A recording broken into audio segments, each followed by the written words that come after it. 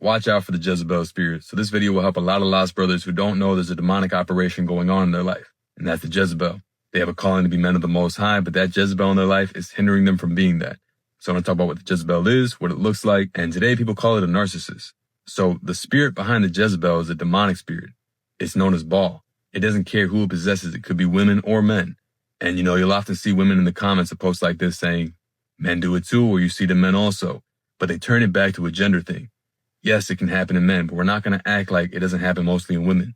And you see it in society today, where the men are more weaker than ever, and the women are more prideful than ever. So it creates this division, this gender war, where the men can't lead and the women can manipulate. So here's what to look out for. It's a lot of lust, it's a lot of gossip, it's a lot of worldliness. And the whole mission of the Jezebel spirit is to get you to go to their own ways, to shut you down and silence you. And she's controlling, she's rebellious, seductive, using sex as manipulation. She's against any authority. It's anger, vengefulness. They play the role of a victim, and they're good at it, to make you feel sorry for them. They blame you for their irrational behavior. They're selfish. They're masters at lying and half-truths, and they accuse you of doing what they're actually doing. And it's crazy. It's so crazy because it's so common.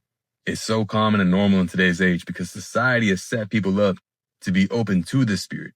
And you see it promoted in music, movies, television, cultural programming, and so on. And now, whenever they're met with any level of accountability, it's met back with gaslighting or emotional manipulation because they're trying to paint their own narrative. See, the Jezebel sees humility as weakness. So whenever they're placed in a position to need to humble themselves, it's met with resistance. Humility, empathy, sympathy are all seen as weak, whereas their pride, things only going their way, are seen as strength. The only time empathy is all right is when it's used in their favor to manipulate their narrative. And they don't even know they're operating under a spirit. All she knows is this is just my way of doing things, or I've always been this way since I was little, or maybe they went through something. And when they attach that identity, it's because the Jezebel spirit has entered them and preventing them from being that woman God intended them to be. Here's where it gets deep, is a lot of guys will see the red flags.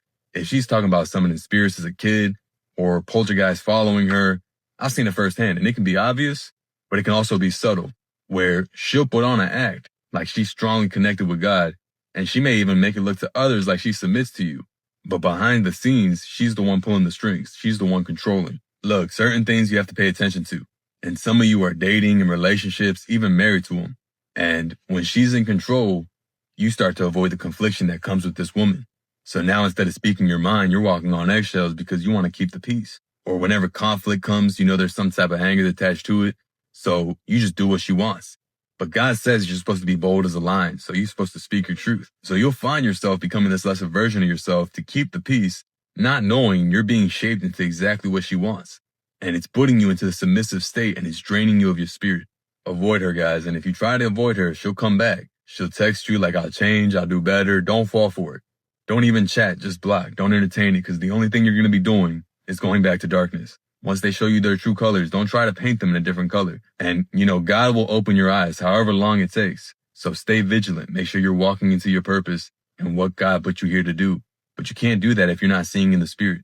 So don't let no one steer you off your path.